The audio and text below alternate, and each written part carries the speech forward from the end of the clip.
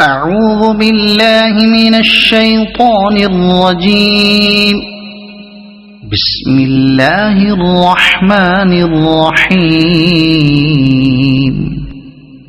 الحمد لله الذي أنزل على عبده الكتاب ولم يجعل له عوجا قيما لينذر بأسا شديدا من لدنه ويبشر المؤمنين الذين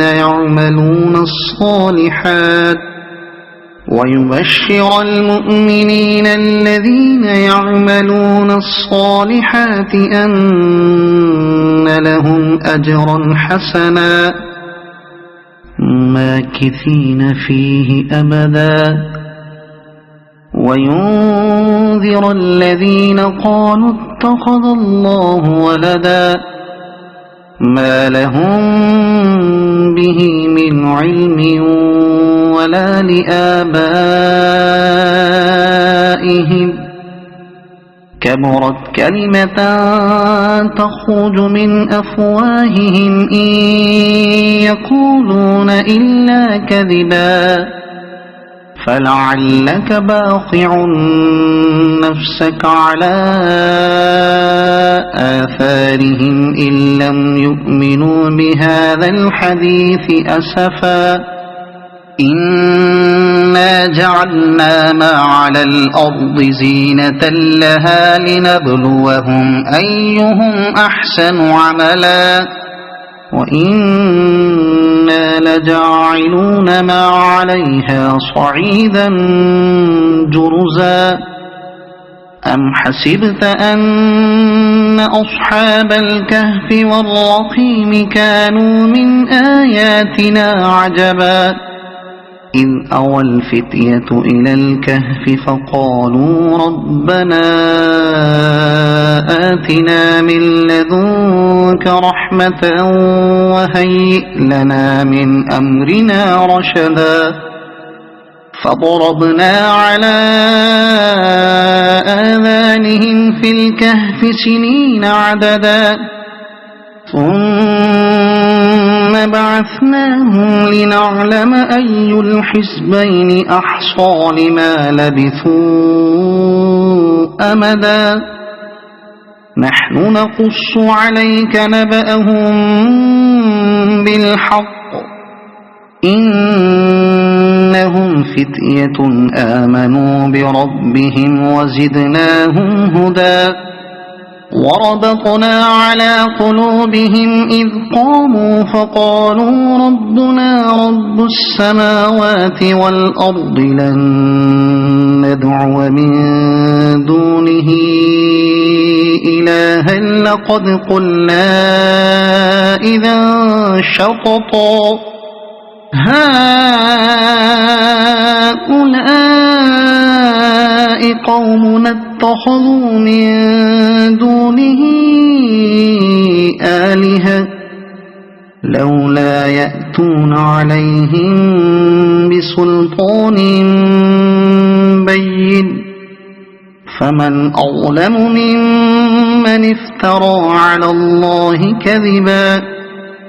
وإذ اعتزلتموهم وما يعبدون إلا الله فأووا إلى الكهف ينشر لكم ربكم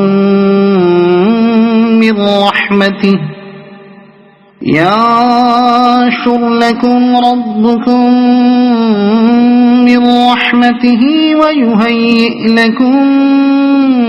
من أمركم مرفقا وترى الشمس إذا طلعت تزاور عن كهفهم ذات اليمين وإذا غربت تقرضهم ذات الشمال وهم في فجوة منه ذلك من آيات الله من يهد الله فهو المهتد ومن يضلل فلن تجد له وليا مرشدا وتحسبهم أيقاظا وهم رقود ونقلبهم ذات اليمين وذات الشمال وكلبهم باسط ذراعيه بالوصيد لو اطلعت عليهم لوليت منهم فرارا ولملئت منهم رعبا وكذلك بعثناهم ليتساءلوا بينهم قال قائل منهم كم لبثتم قالوا لبثنا يوما أو بعض يوم قالوا ربكم أعلم بما لبثتم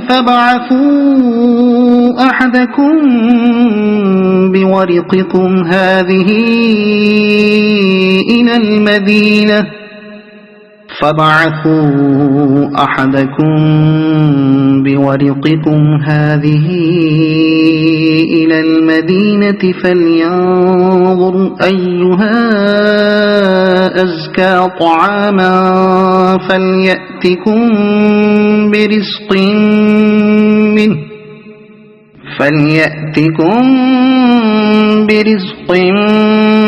منه وليتلطف ولا يشعرن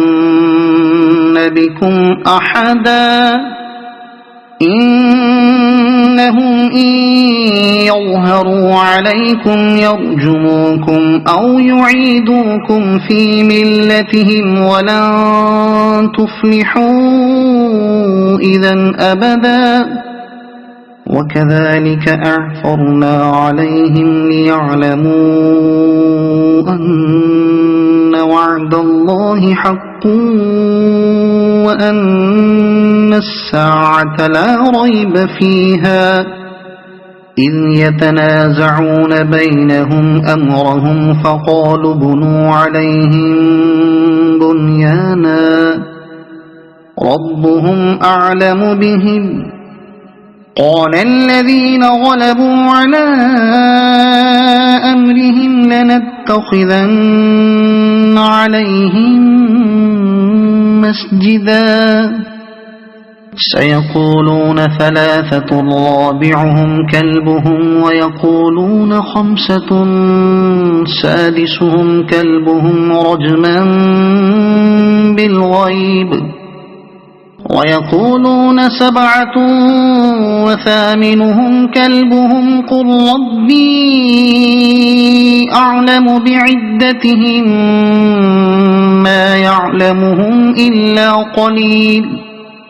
فلا تمار فيهم إلا مراء ظاهرا ولا تستفت فيهم منهم أحدا ولا تقولن لشيء إني فاعل ذلك غدا إلا أن يشاء الله واذكر ربك إذا نسيت وقل عسى أن يهديني ربي لأقرب من هذا رشدا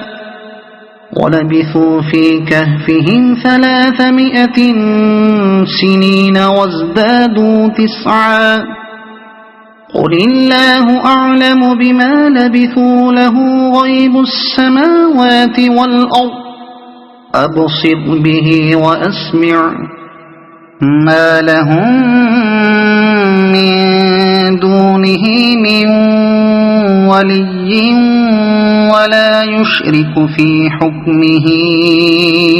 أحدا واتل ما أوحي إليك من كتاب ربك لا مبدل لكلماته ولن تجد من دونه ملتحدا واصبر نفسك مع الذين يدعون ربهم بالغداة والعشي يريدون وجهه ولا تعد عيناك عنهم تريد زينة الحياة الدنيا ولا تطع من أغفلنا قلبه عن ذكرنا واتبع هواه وكان أمره فرطا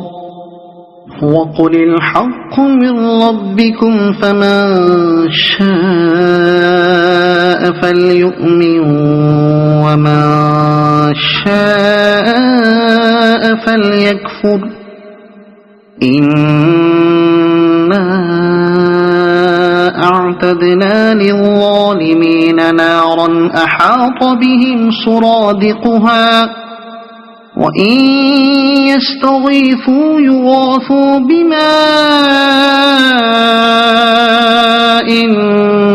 كالمهل يشوي الوجوه بئس الشراب وساءت مرتفقا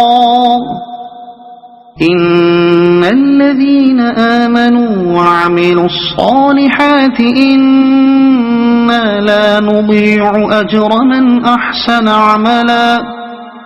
أولئك لهم جنات عدن تجري من تحتهم الأنهار يحلون فيها من أساور من ذهب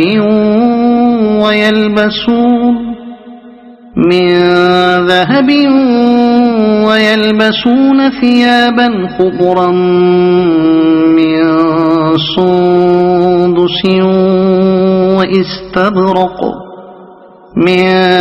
سندس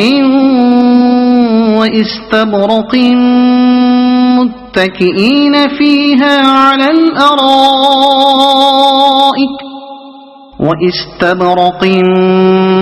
متكئين فيها على الأرائك نعم الثواب وحسنت مرتفقا واضرب لهم مثل الرجلين جعلنا لأحدهما جنتين من أعناب وحففناهما بنخل وجعلنا بينهما زرعا كلتا الجنتين آتت أكلها ولم تظلم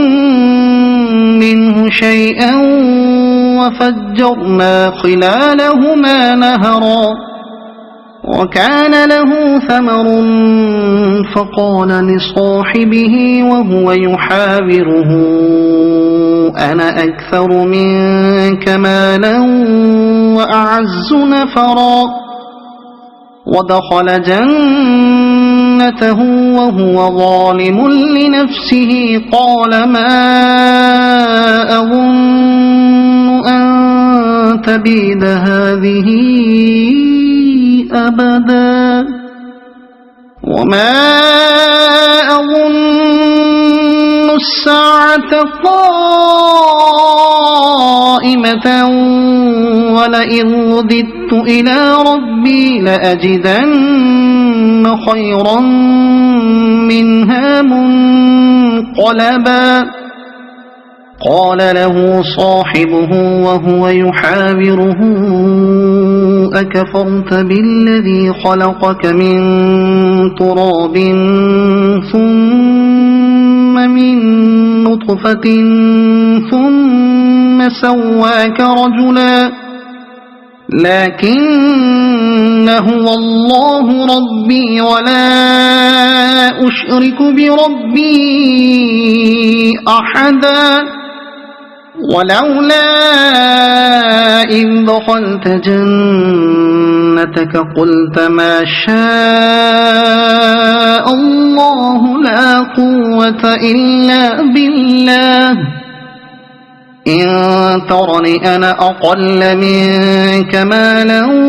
وولدا فعسى ربي أن يؤتيني خيرا من جنتك ويرسل عليها حسبانا من السماء فتصبح صعيدا زلقا أو يصبح ماؤها غورا فلن تستطيع له طلبا وأحيط بثمره فأصبح يقلب كفيه على ما أنفق فيها وهي خاوية على عروشها ويقول يا ليتني لم أشرك بربي أحدا ولم تكن له فئة ينصرونه من دون الله وما كان منتصرا هنالك الولاية لله الحق هو خير ثوابا وخير عقبا واضرب لهم مثل الحياة الدنيا كماء أنزلناه من السماء فاختلط به نبات الأرض فأصبح هشيما تذروه الرياح وكان الله على كل شيء مقتدرا المال والبنون زينة الحياة الدنيا والباقيات الصالحات خير عند ربك ثوابا وخير أملا ويوم نسير الجبال وترى الأرض بارزة وحشرناهم فلم نغادر منهم أحدا وعرضوا على ربك صفا لقد جئتمونا كما خلقناكم أول مرة بل زعمتم أن لن نجعل لكم موعدا ووضع الكتاب فترى المجرمين مشفقين مما فيه ويقولون يا ويلتنا ما لهذا الكتاب لا يغادر صغيرة ولا كبيرة إلا أحصاها ووجدوا ما عملوا حاضرا ولا يظلم ربك أحدا وإذ قلنا للملائكة اسجدوا لآدم فسجدوا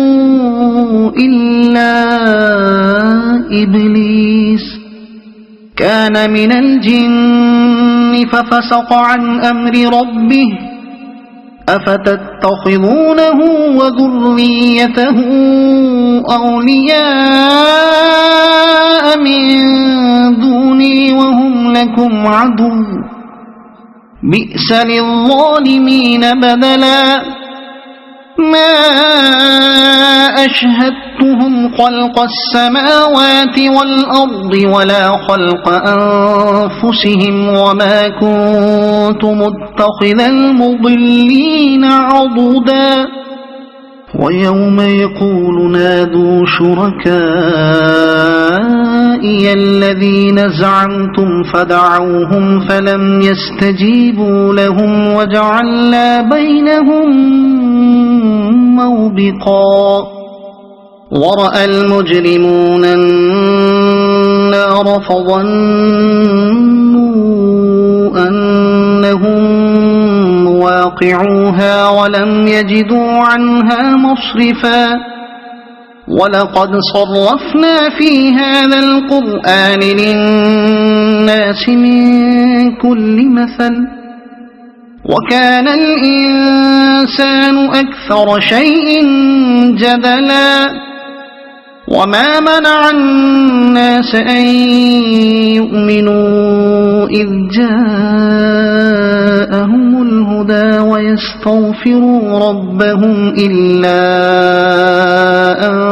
تأتيهم سنة الأولين إلا أن تأتيهم سنة الأولين أو يأتيهم العذاب قبلا وما نرسل المرسلين إلا مبشرين ومنذرين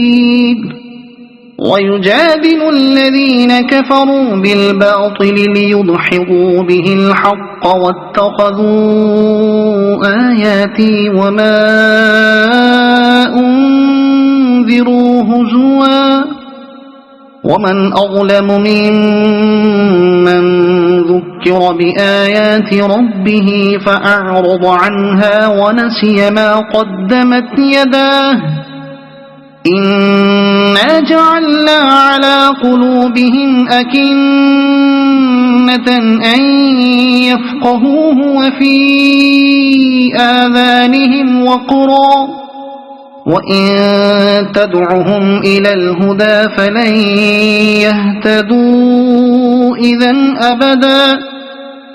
وربك الغفور ذو الرحمة لو يؤاخذهم بما كسبوا لعجل لهم العذاب بل لهم موعد لن يجدوا من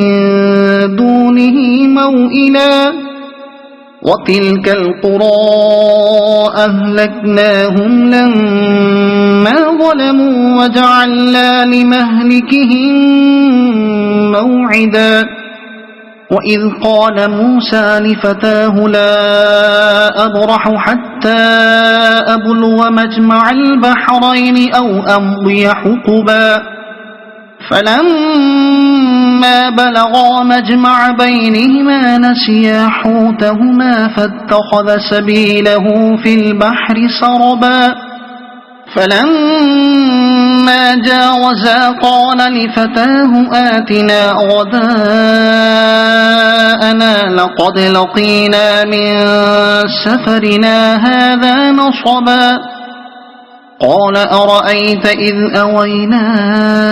إلى الصخرة فإني نسيت الحوت وما أنسانيه إلا الشيطان أن أذكره واتخذ سبيله في البحر عجبا قال ذلك ما كنا نبغي فارتدا على آثارهما قصصا فوجدا عبدا من عبادنا آتيناه رحمة من عندنا وعلمناه من لدنا علما قال له موسى هل أتبعك على أن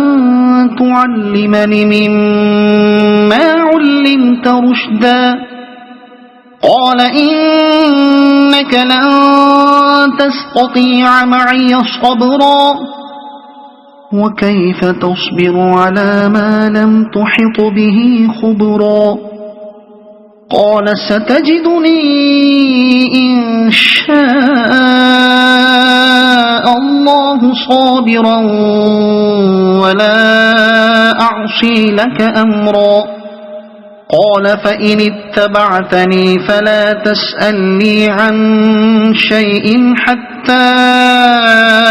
أحدث لك منه ذكرا فانطلقا حتى إذا ركبا في السفينة خرقها قال أخرقتها لتغرق أهلها لقد جئت شيئا إمرا قال ألم أقل إنك لن تستطيع معي صبرا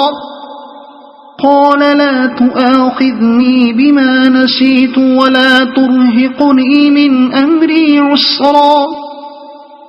فانطلقا حتى إذا لقيا غلاما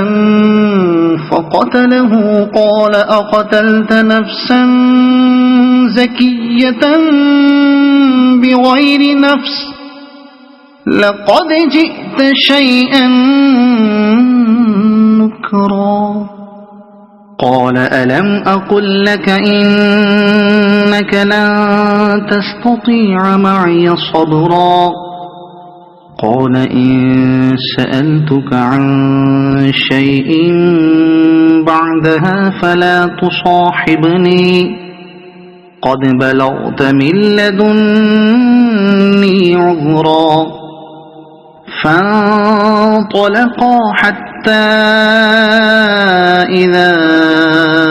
أتيا أهل قرية استطعما أهلها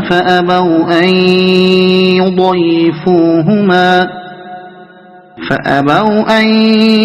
يضيفوهما فوجدا فيها جدارا يريد أن ينقض فأقامه قال لو شئت لاتخذت عليه أجرا قال هذا فراق بيني وبينك سأنبئك بتأويل ما لم تستطع عليه صبرا أما السفينة فكانت لمساكين يعملون في البحر فأردت أن أعيبها وكان وراءهم ملك يأخذ كل سفينة غصبا وأما الغلام فكان أبواه مؤمنين فخشينا أن يرهقهما طغيانا وكفرا فأردنا أن يبدلهما ربهما خيرا منه زكاة وأقرب رحما وأما الجدار فكان لغلامين يتيمين في المدينة وكان تحته كنز لهما وكان أبوهما صالحا فأراد ربك أن يبلغا أشدهما ويستخرجا كنزهما رحمة من ربك وما فعلته عن أمري ذلك تأويل ما لم تسطع عليه صبرا ويسألونك عن ذي القرنين قل سأتلو عليكم منه ذكرا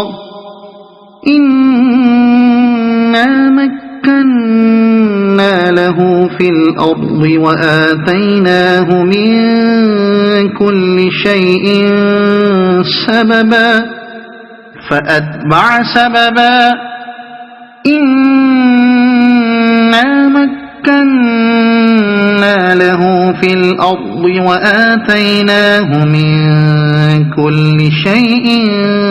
سببا فأتبع سببا حتى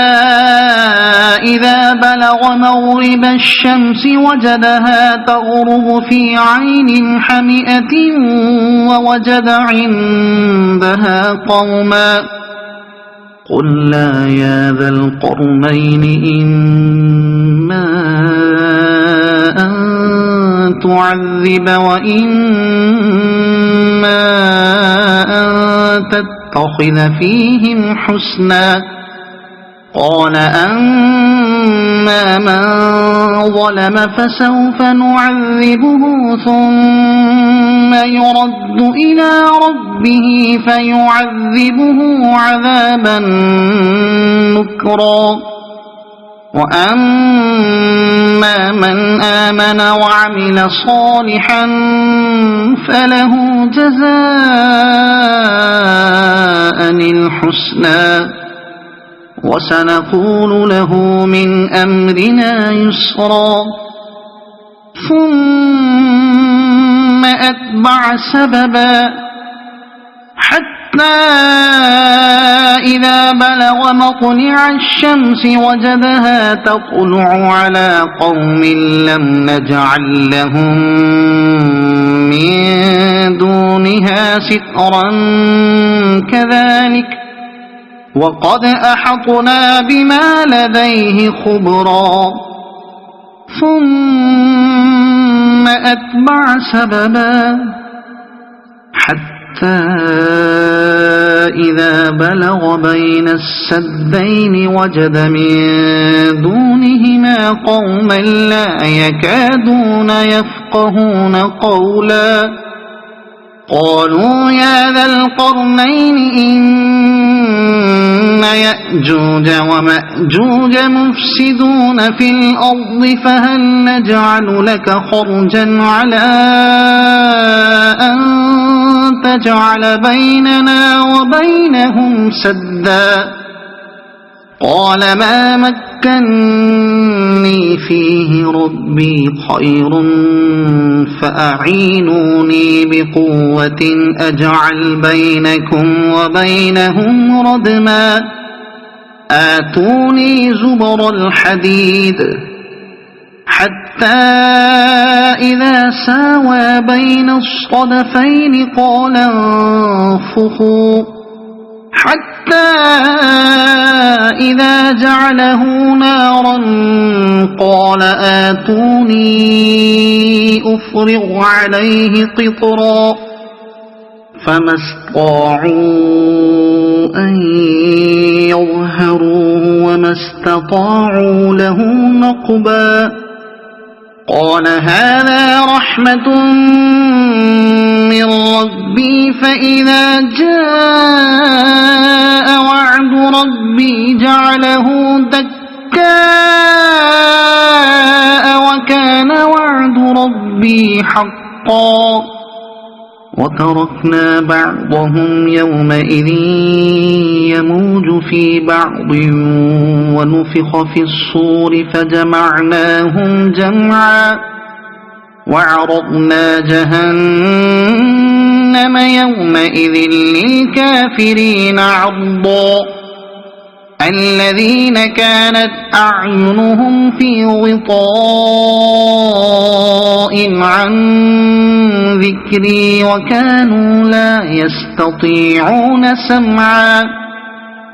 أفحسب الذين كفروا أن يتخذوا عبادي من دوني أولياء إنا أعتدنا جهنم للكافرين نزلا قل هل ننبئكم بالأخسرين أعمالا الذين ضل سعيهم في الحياة الدنيا وهم يحسبون أنهم يحسنون صنعا أولئك الذين كفروا بآيات ربهم ولقائه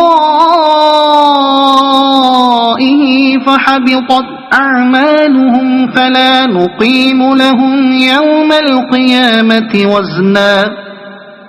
ذلك جزاؤهم جهنم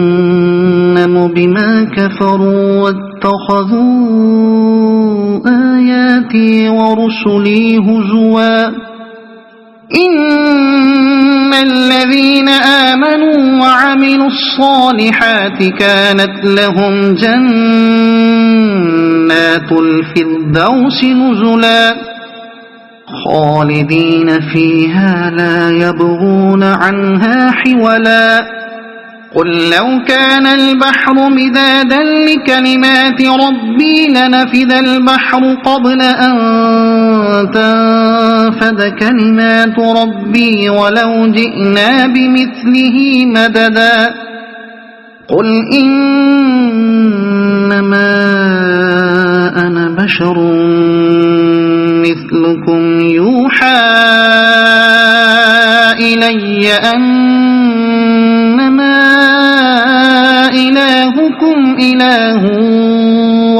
واحد فمن كان يرجو لقاء ربه فليعمل عملا صالحا ولا يشرك بعبادة ربه أحدا. صدق الله العظيم.